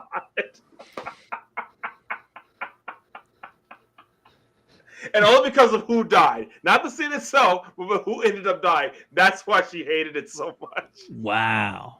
But it's so good. It is good, but she hated that part. She hated who died so much. Give it a few minutes. Oh my god. And he's back. Yeah. So yeah, what do you think about this sort of final scene? The two of them instead join forces. I love the special effects. I love how like their atoms are sort of like glowing. They're like exploding from the inside out. Yeah. Hugh Jackman, the shirt ripping thing was hilarious. His shirt rips and then Deadpool's like checking out the abs. Oh, come on. Yeah, Even though the comment earlier, like, yeah, he let himself go because of the divorce. It was But- like, oh my god. You know what? In Deadpool's defense, every time I see Hugh Jackman, I'm like, oh, come on, man. How old Yeah. are you? Stop it. Stop it. I'm sick of this shit now. Amazing stuff. But the ending, yeah, it was very reminiscent of the first Guardians of the Galaxy. You know, they had to do it as a team, Yeah. and yeah, You're right. but, Yep. you know, That's true. one couldn't survive, but the two of them together could pull it off. And the fact that Paradox was, you know, oh, they sacrifice will be, you Remembered know, forever. It's like, yeah. my We have friends- risen, motherfuckers. Fuck, you know? No, yes, that instant fuck. Was And I like, don't dude. want the world to see. Okay, so here's the Cyrus funny part. again, yeah. Yeah. I was managing to hold myself together for most of the movie, even at some of the funny jokes. I was like, okay, I could do this. I could do this. When he said, "We have risen, motherfuckers," fuck! I immediately, I lost it. So and instantly, And then the Goo Goo Dolls is playing. There's your Goo Goo Dolls again. again. That's yes. my favorite song. I was like, stop it. Yeah. Fantastic. Fantastic. Oh, such a great movie. Absolutely man. perfect. It was so good. Yeah. We have risen. Fuck. Easily the best of the three, and I think there's so many fourth wall comments, but the fact that he was like, can we stop with the multiverse? It's just been taking L after L after L. And the fact that this movie coincides with the big announcement at Comic-Con with Robert Downey Jr. too, it's just, you know, it's kind of funny how that happened. So I feel like that was almost on purpose. yeah, all that just kind of gets you excited for what they're going to do next, for sure. You know, bringing Deadpool into the MCU, and you know, even the end credits, we get where do you see? No, he's going to do it till he's 90. We Yeah, he got doesn't that have a choice confirmed. Yeah, anymore. yeah. And Henry Cavill will take over after that.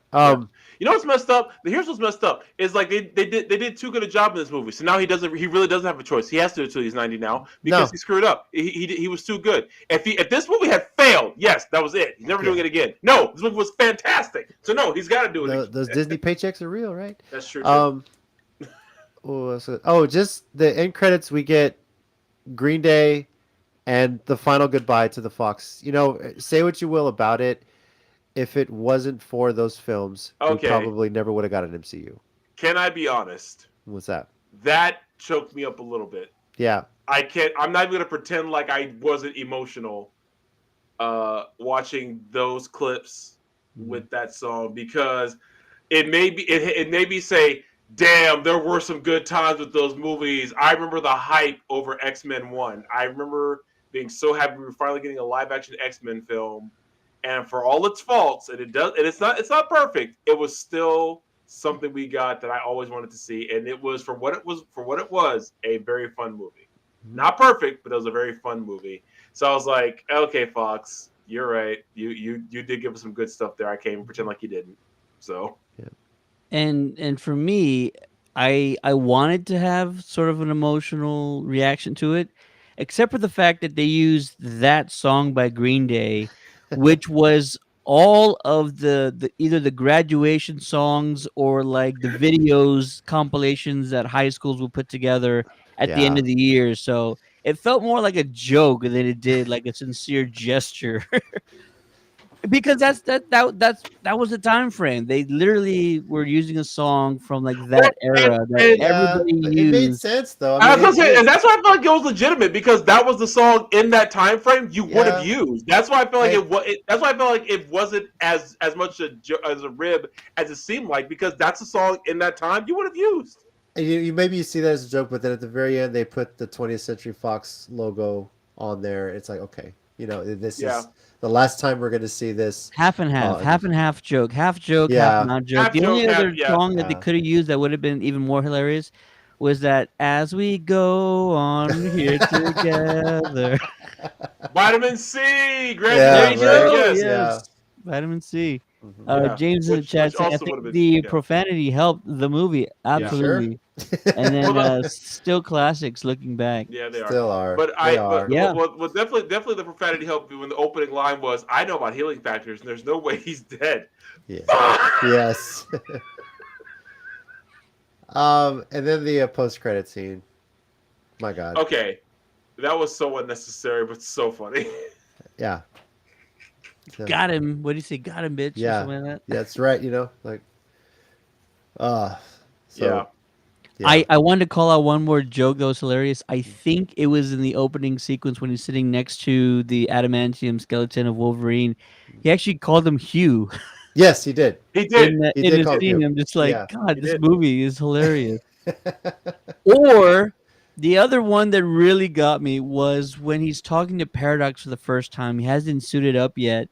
And Paradox is like, yeah, you can, join us and be what you've always wanted to be.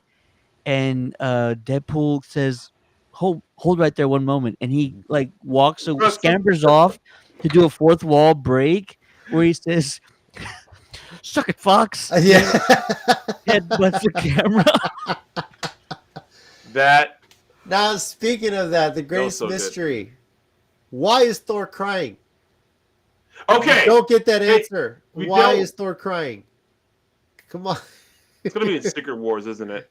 I don't. It's repurposed footage of Thor crying over Loki's death, but it's why is he crying over Deadpool? And that was such a mystery that they leave us with. And that's been the question. That's been the question people have been asking since the film broke. Why is he Yeah. crying? But in my head, I'm thinking, you know what? That's a good thing they leave us with that because it means they have a future for Deadpool in the MCU. This wasn't just okay, we did the third Deadpool, we're done with this, goodbye to Fox, whatever. No, we have room for these characters now. We want to get them involved. So that or it's the greatest practical joke on comic book movie fans ever. In which case, I also respect it. yeah. So Sorry, if you're gonna go that far for a joke, I gotta give you my respect. sorry. Yeah.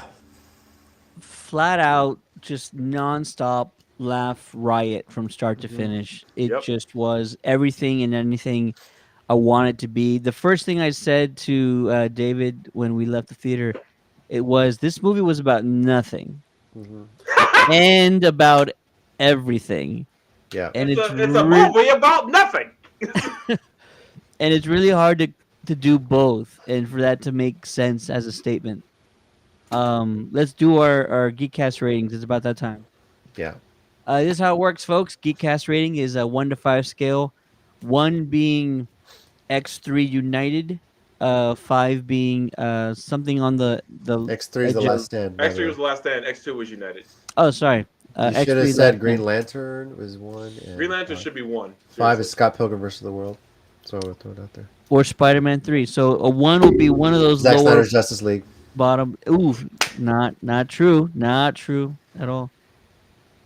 The theatrical maybe. 5. No. 5. 5 is Zack Snyder's Justice League. Yes, that's what I'm 1 talking is about. the Joss Whedon Justice. No, just kidding. Ooh, there you go. Yeah. That's a good one right there. All right, let's start with you, JC. Damn. What's your Geekcast rating? Okay. 4.95. It loses 0.05 points because they didn't have the greatest showman during the Honda Odyssey fight scene. That's the only knock I have on the whole film. But other than that, this was the greatest Deadpool film of all time. Honestly, the best MCU film. It's up there with No Way Home. It's definitely up there. Absolutely. So, but this one is it's pretty even. But 4.95 for me. Not perfect, just for that one little thing. But other than that, this was such a great film. So, Tommy? yeah. I don't want to go perfect. So, but I want to give it real close though. So you know what? I'll go with JC and say 4.95 as well because I don't want to say it was absolutely perfect because in my opinion I think we've seen absolutely perfect comic movies from Marvel. I think No Way Home was that. At least 2 or 3 Avengers movies were that, and Black Panther. Don't care what anyone says. And like Captain America: Winter Soldier were all 5s to me, and this one was damn near that for me. But I don't know why I can't give it the perfect score, but I could give it. But I could say. But I could Honda say Odyssey fight scene. Just fucking say it. I just did. So. I don't know if that was it or not. Maybe that was it. But 4.95 for me. But that being said, it is a must-see for comic book movie lovers. It really is. Go see it.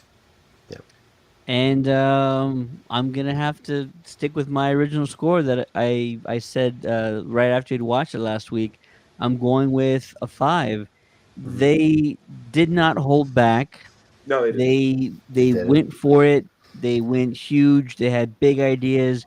They brought back people that we would never thought we'd ever see, or we never thought we'd see again. Or at And all. they made them all matter, and they still gave they still managed to give this Logan, this Wolverine, this like emotional arc. Mhm. And you didn't have to do that. We were fine with just Deadpool and Wolverine on screen, but you still went for it, and I got to give the respect where the respect is due.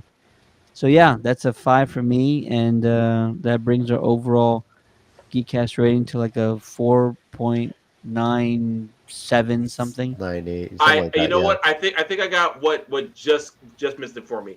And I'm gonna say this. If someone disagrees with me about it, I completely understand your point. I'm not gonna argue. I think because they didn't quite show the mutant massacre, maybe that's why I thought maybe they'd show a little bit of it, but they didn't. But Mhm. that being said, I get what some people say. The imagination of what could have happened is even worse, and you're right. So Mhm. therefore, that I think that's what did it for me, but that's a personal thing. So, but Ted, you gave it a 5. Not even gonna argue. I totally get why you gave me a 5. But I think that's what held it back for me a little bit. But that being said, nothing is scarier than the unknown. So that's true. So yeah. Now, I will say, if you have made it to this part of our podcast and you have not seen the movie and we spoiled the hell out of it, and you're wondering, can I take my kids to this movie? Absolutely. I will say, in comparison to the first two, it's the most tame as far as what is shown on screen. There's a lot of blood, violence, the language, not a lot of sex, so you don't have to worry about that. Definitely no drug use, but a lot of jokes about it. So because Feige said that was off limits apparently.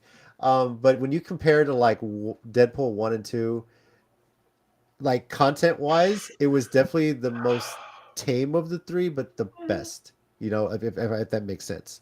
So you don't have to explain certain sexual acts to your kids. You don't have to Do you worry want to about build a that. snowman? Yes, Yes, yes. but I can't. So, yeah. So, but other than that, like, yeah, I'll use it at your discretion. Jericho took his son to see it, no judgment, but the fact that Remy was there to see that Gambit on TV. Remy's a different breed though. Like he Remy still watches watch the Halloween, all that. yeah, he God, watches the worst horror movies, so like yeah, he's Yeah. completely fine. yeah. That kid can handle it. Yeah. So We want to hear from you guys. What is your rating for Deadpool and Wolverine?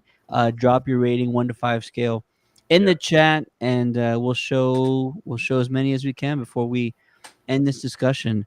Um, yeah, just a laugh out loud, absolute riot. Honestly, I don't remember not laughing in this movie. I just same. remember laughing all the time. Like, and I there's very few movies that have done that for me. The only other one that I could think of off the top of my head was Tommy Boy. Funny that we got Yeah. Tommy here, Mhm. but Tommy Boy was the I funniest thought about that movie movie a long time. in my lifetime, and this one made me feel that way again, where I just laughed at everything that happened, like nonstop, uncontrollably laughing at everything that happened. And it's so witty. It's the humor is so quick. If people are too loud, you miss it. So you got to watch it again and again and again and make sure you caught everything. But they just went for it, man. And They we're did. never going to get anything quite like this No. again. Like it's not possible No. because you don't have any more Fox characters to pull out of the unknown box or the purgatory box. Like this was It's like this was the Mount Rushmore of Fox purgatory characters, and you cannot do that. Well, they can get the other Fantastic Four characters out of there, which I still like those movies. I like the Jessica Alba ones. I still like those. Rise of the Silver Surfer was it was really good. That was my favorite of I like I like the I three like both of movies. them. I thought they were both Yeah. really good. But Fan Four Stick was amazingly hot garbage. That is of all the movies I can defend. I don't I hate that one. I don't say that often, but that is in the pantheon of a few movies I can't stand. And if we never ever reference that movie again, I will be 1000% okay with that. James 5 agreed. Fine for James. Nice. Good 5 job, for James. Awesome. Yeah, not too shabby, as I always say. We got plenty more topics to talk about later on this week. Also, some more panel videos, some Hall H and San Diego Comic-Con are going to be dropping very soon. And I So gotta be sure upload my to stuff like, from subscribe. Corpus. Ugh, forgot about Ooh, that. and we also have panel videos coming from Corpus Christi that we're going to be posting pretty soon. So appreciate you guys for watching. Be sure to like, subscribe, turn on your notifications, because also don't forget, in case you missed the announcement at the beginning of the show, we are giving away a Hall H face hugger. Fred, get out of there! Better than paying $90 on eBay for one of those suckers. Yeah, just try and win it. Yep. Absolutely. Try and win it from us. We're going to post the details tomorrow on how you can potentially win a exclusive San Diego Comic-Con face hugger, courtesy of Alien Romulus, which, if you don't know what that is, go check out the trailer, or better yet, go check out my footage from the panel at Hall H when we got attacked by a swarm of face huggers. One of the scariest moments of my life, for sure. That'll do it for us. Thanks everybody for watching. For the Countdown City Geeks, go ahead, Tommy. What's up? And you may hate me, but it ain't no lie.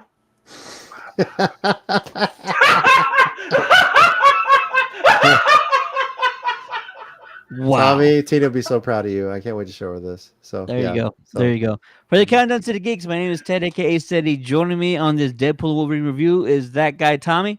Thanks, guys. And making his triumphant return, the man, the myth, the legend, JC. Thanks. Good to be back. Catch Tommy and I on the WrestleCast tomorrow live. We're going to be talking all about SummerSlam, and stay tuned because we are a few weeks away from episode 300 of the WrestleCast and our 6th year anniversary of the WrestleCast as well. So amazing stuff. Yeah. Check us Pretty out. awesome. We'll be live tomorrow. Have a good night, folks. Peace. Later.